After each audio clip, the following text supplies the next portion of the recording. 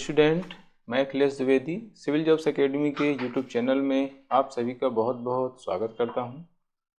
आज मैं आप लोगों के समक्ष पुनः एक नए और ज्वलंत विषय के साथ उपस्थित हूं। ये विषय है आज हुए MPPSC 2022 के मेंस के फर्स्ट पेपर तथा कॉपी से संबंधित चर्चा के संबंध में। आज MPPSC 2022 का जो मेंस स्टार्ट हुआ है उसका पहला पेपर हो चुका है। इस पेपर के स्तर की अगर हम बात करें तो ये पेपर जो है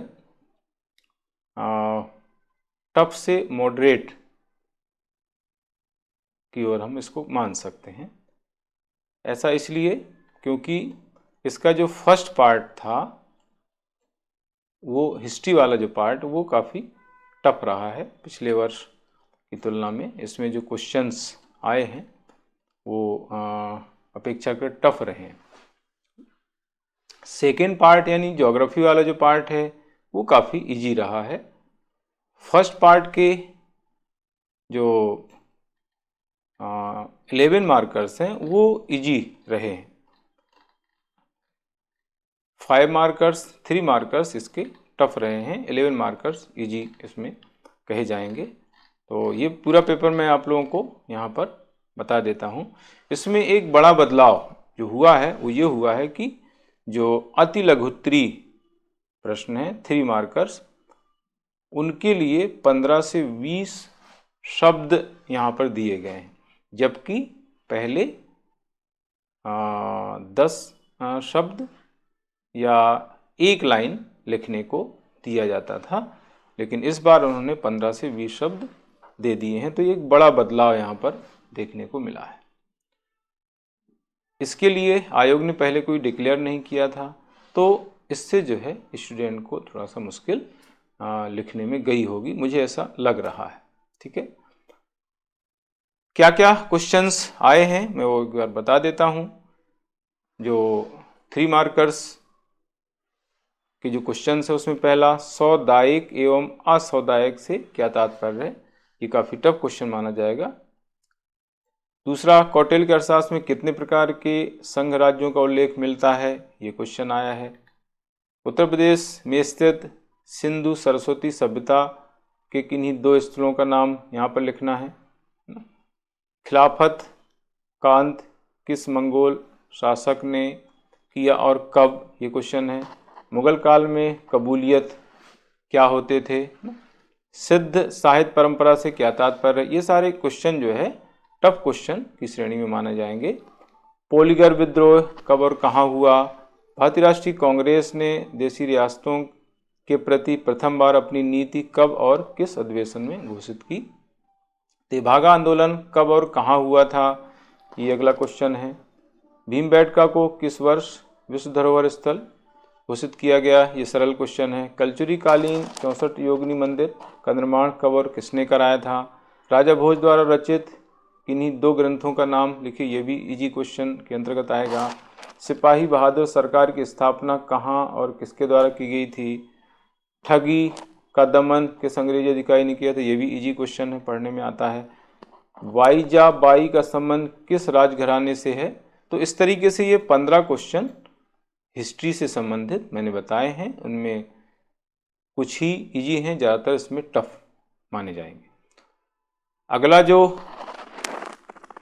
दूसरा क्वेश्चन है इसमें 10 लघुत्तरी प्रश्न हैं 5 मार्कर्स, और इसके लिए जो वर्ड लिमिट दी गई है वही जो पहले दी जाती थी, इसमें कोई चेंज नहीं किया गया है, यानी 50 वर्ड्स 5 से 6 लाइन में इनको लिखना है, और जो मार्क्स हैं वो 5। इसमें कोई चॉइस नहीं रहती है, पहले जैसी स्थिति है। इसमें जो क्वेश्चन है उसमें पहला है अशोक के गुहा लेख पर संक्षिप्त टिप्पणी कीजिए। संगम युगीन संस्कृति और समाज के विषय में लिखिए, ये क्वेश्चन ठीक है, इसमें कोई प्रॉब्लम नहीं है। अशोक के गुहा लेख में भी कोई प्रॉब्लम नहीं है। बलबन के तुर्की अमीरों के दमन की समस्या पर लिखिए। सूफी शब्द को समझाइए, ये 5 मार्क्स में पूछा गया है, छोटा क्वेश्चन है लेकिन इसमें मैटर की प्रॉब्लम आ सकती है स्टूडेंट को लिखने में। मोपला विद्रोह की पृष्ठभूमि पर संक्षेप में लिखिए, ये भी इजी क्वेश्चन है। दादाभाई नौरोजी की ब्रिटिश नीति के बारे में संक्षेप में लिखिए। गोदना के प्रकारों को संक्षेप में लिखिए, कल्चर से क्वेश्चन आ गया। चरणपाद का मेला, शहीद मेला में संक्षेप में लिखिए। राष्ट्रकूट वंश पर टिप्पणी लिखिए, ये भी इजी क्वेश्चन है। गोंडवाना कालीन मध्य प्रदेश के बारे में लिखिए, ये भी इजी क्वेश्चन है। तो ये कुछ इसमें इजी है, मतलब मिला जुला है, 50-50 मान के चल सकते हैं इसमें ना। मैं यहाँ पर केवल क्वेश्चन पेपर के बारे में बता रहा हूँ, क्वेश्चन पेपर कैसा आया, कौन कौन से क्वेश्चंस आए और उसका लेवल क्या था, उसकी डिस्कशन के संबंध में हम आगे चर्चा करेंगे। अब ये 11 मार्कर्स हैं, उसमें यहाँ पर अथवा में दिए रहते हैं। वर्ड लिमिट 200 शब्द है, इसमें कोई चेंज नहीं किया गया, सेम टू सेम है और 11 मार्क्स का एक क्वेश्चन है। नालंदा बिहार पर एक लेख लिखिए। पल्लवकालीन कला पर प्रकाश डालिए, ये 2 क्वेश्चन हैं,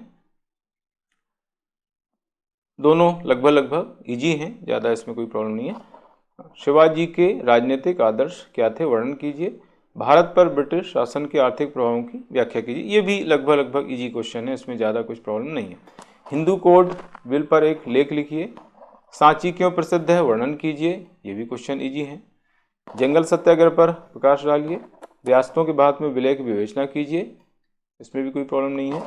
महाराजा वेंकटरमन सिंह के प्रशासनिक सुधारों के विषय में लिखिए, ये थोड़ा सा हटके क्वेश्चन आ गया है। अवंतीबाई की स्वाधीनता आंदोलन में क्या भूमिका थी, वर्णन कीजिए, ये भी क्वेश्चन परंपरागत क्वेश्चन है। तो जैसा कि मैंने बताया है कि जो पहला पार्ट है उस पार्ट में 11 मार्कर्स इजी आए हैं, बाकी 3 मार्कर्स ज़्यादा टफ हैं, 5 मार्कर्स 50-50 हैं, उसमें कुछ इजी हैं कुछ टफ हैं। तो ये इस तरह से एक पार्ट की बात हो गई। सेकेंड जो पार्ट है यानी ज्योग्राफी वाला जो पार्ट है वो ओवरऑल इजी है, 3 मार्कर्स 5 मार्कर्स 11 मार्कर्स सारे इसमें इजी क्वेश्चन पूछे गए हैं। यहाँ पर भी वही लिखा हुआ है, जो 3 मार्कर्स हैं वो उनकी जो वर्ड लिमिट दी गई है 15 से 20 वर्ड्स में लिखना है। इसका पहला जो क्वेश्चन, आल्पस पर्वत किस महाद्वीप में स्थित है, इजी है। जागृत ज्वालामुखी के 3 उदाहरण दिए, बिल्कुल इजी क्वेश्चन है, सबको पता है। भूमध्य रेखीय प्रदेशों में किस प्रकार की वर्षा होती है, ये भी इजी है। भारत में सर्वाधिक वर्षा वाले स्थान का नाम, स्थिति बताएं, ये भी बहुत इजी क्वेश्चन है। आग्नेय चट्टानों के 3 उदाहरण दिए, ये सबको पता होगा मेरे ख्याल से।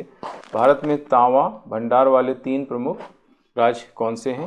मध्य प्रदेश के वनों के 3 प्रकार लिखिए। कान्हन घाटी कोयला क्षेत्र कहाँ स्थित है, इजी क्वेश्चन है। मध्य प्रदेश के 2 जिलों के नाम लिखिए जहाँ पर पवन ऊर्जा की क्षमता सर्वाधिक है। भूमिगत जल के पुनर्भरण के प्रमुख 3 स्रोत क्या हैं। देखिए इस क्वेश्चन में स्पेलिंग मिस्टेक भी है, पहले भी स्पेलिंग मिस्टेक हुई है आयोग से और इसमें भी स्पेलिंग मिस्टेक है, जैसे ऊर्जा छोटी यू लिखी हुई है, बड़ी यू इसमें आती है, इस तरह से कुछ मिस्टेक्स इसमें ये दिख रही हैं, पहले भी इस तरह की मिस्टेक्स रही है ना। इसके बाद आगे है अगला 3 मार्कर्स, NDMA क्या है। आपदाओं के समय संचार के वैकल्पिक साधन क्या हैं। सुदूर संवेदन में कितने प्रकार के प्लेटफॉर्म होते हैं। भूस्थितिक उपग्रह की ऊंचाई और गति लिखी, ये क्वेश्चन है। ग्लोबल पोजिशनिंग सिस्टम सर्वप्रथम कहाँ विकसित किया गया था, है ना। तो ये सारे लगभग इजी क्वेश्चन है, मेरे ख्याल से सभी बन गए होंगे स्टूडेंट से, इसमें कोई प्रॉब्लम नहीं है। इसके बाद 5 मार्कर्स, तिब्बत के पठार पर लघु टिप्पणी लिखिए। भूकंपी तरंगों के प्रकार लिखिए। जेट स्ट्रीम क्या है स्पष्ट कीजिए। भारत में मिट्टियों के प्रकार कौन से हैं। मध्य प्रदेश के चंबल क्षेत्र में मृदा अपरदन की समस्याओं पर एक लघु टिप्पणी लिखिए, परंपरागत क्वेश्चन है। National Newsprint and Paper Mill का संक्षिप्त विवरण दीजिए, ये भी परंपरागत क्वेश्चन है।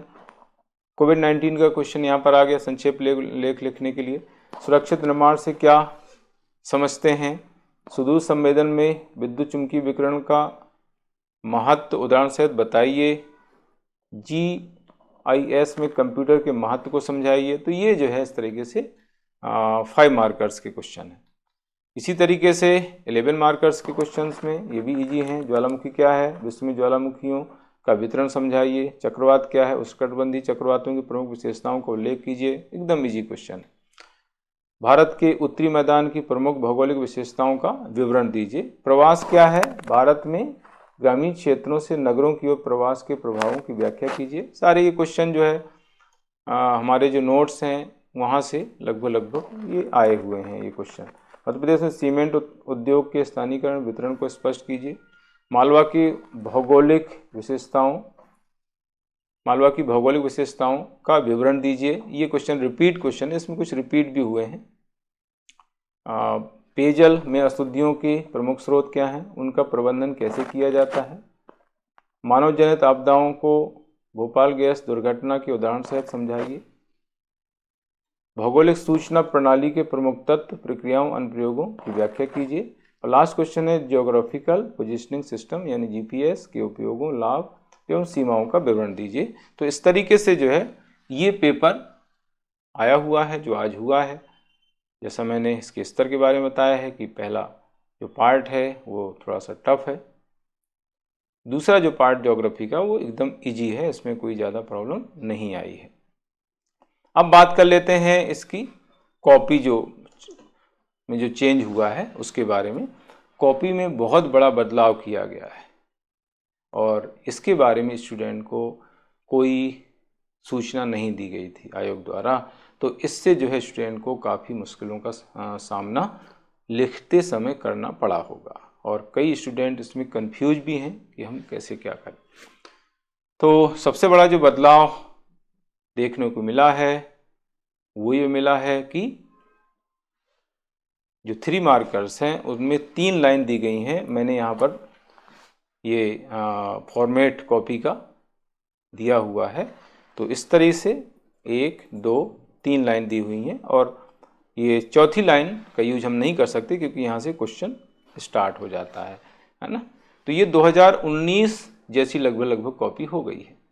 अंतर सिर्फ यही है कि 2019 में 15 मार्कर्स के लिए 3 लाइन दी जाती थी और यहाँ पर 11 मार्कर्स में 2 लाइन दी गई हैं। बाकी 3 मार्कर्स में 3 लाइन दी गई हैं क्योंकि इसमें 15 से 20 शब्द लिखने को उसमें पेपर में दिया है। तो ये चीज़ आपको आगे ध्यान रखना है कि 3 लाइन में आपको जो है 3 मार्कर्स लिखना है जो पहले 2 लाइन में लिखना होता था। तो ये बड़ा बदलाव जो है इसमें किया गया है। ये कॉपी मैंने मॉडल कॉपी यहाँ पर दी हुई है, उसको आप देख सकते हैं। 3 लाइन जो है इसमें दी गई हैं। अब हम बात करते हैं जो 5 मार्कर्स के क्वेश्चन हैं उसमें भी बदलाव हुआ है। उसमें एक बड़ा बदलाव ये है कि पूरा पेज दे दिया उन्होंने इस तरह से। ये जो है 5 मार्कर्स का है, तो ये पूरा पेज यहाँ पर दिया हुआ है इस तरीके से। तो इसको लेकर के स्टूडेंट में बहुत ज़्यादा कन्फ्यूजन है कि पूरा पेज दिया है तो इसका मतलब क्या है। पूरा पेज हमें लिखना है कि वर्ड लिमिट में ही हमें अपना आंसर लिखना है। तो मेरा इसमें कहना ये है कि पूरा पेज दिया है लेकिन आपको जो वर्ड लिमिट दी गई है उसी वर्ड लिमिट में ही अपना आंसर आपको लिखना है, यानी 50 वर्ड्स या 5 से 6 लाइन। आप पूरा पेज भरने का प्रयास बिल्कुल भी नहीं करें, है ना। कई स्टूडेंट के मेरे पास कॉल आए, उन्होंने पूछा कि सर ऐसा हो गया तो हम क्या करें। तो मैंने उनको यही सलाह दी कि आपको वर्ड लिमिट में ही अपना आंसर लिखना। अगर वर्ड लिमिट का पालन आप नहीं करेंगे तो आपको कई तरह के नुकसान हो सकते हैं। पहला नुकसान ये है कि आपके मार्क्स कट सकते हैं अगर आपने पूरा पेज भर दिया, एक नुकसान ये है। दूसरा नुकसान ये है कि आपका पेपर छूट सकता है, क्वालिटी बिगड़ सकती है ज़्यादा लिखने के चक्कर में। इसलिए आपको शब्द सीमा का पालन करना, यानी आधा पेज ही आपको लिखना है। 8 से 9 लाइन जो पहले दी रहती थी उसी लाइन में आपको अपना आंसर कंप्लीट करना है। ये बहुत ध्यान रखने की बात है आगामी पेपर्स के लिए। आगामी जो पेपर्स हैं पर अभी 5 पेपर बचे हुए हैं उनमें ये बात ध्यान रखना है। आगे जो 11 मार्कर्स का जो के जो क्वेश्चंस हैं उसमें उसने 2 ही पेज दिए हैं, उसमें कोई बदलाव नहीं किया है। जैसे मैंने ये कॉपी यहाँ पर डिस्प्ले की हुई है, तो ये जो है एक पेज है और ये दूसरा पेज है। 200 वर्ड्स में 11 मार्कर्स के जो क्वेश्चंस हैं उनको लिखना है, तो सेम पैटर्न है यहाँ पर, इसमें कोई बदलाव नहीं किया है।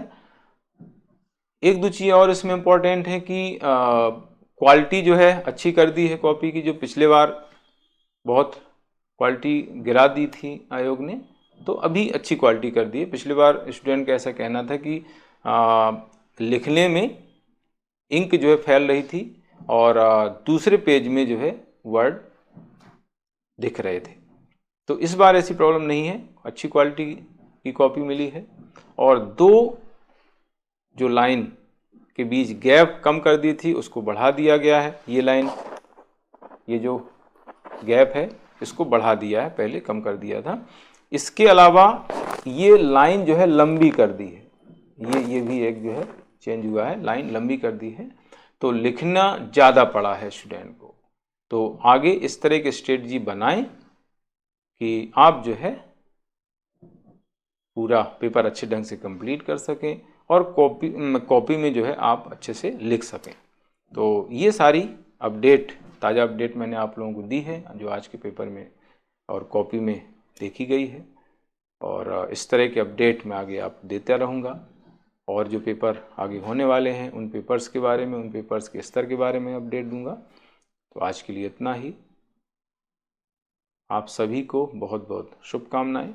आप पेपर अच्छे से आगे दें, कॉन्फिडेंस के साथ दें। अभी जो पेपर हो गया है उस पर कोई चर्चा नहीं करना है, उस पर कोई विचार नहीं करना है, आगे के पेपर आपको अच्छे से देना है। तो इस तरह से पेपर अगर आप देंगे तो आपका जो एग्ज़ाम है बहुत अच्छा जाएगा, आप सफल होंगे। आपका दिन शुभ हो, बहुत बहुत शुभकामनाएं। गुड लक, जय हिंद।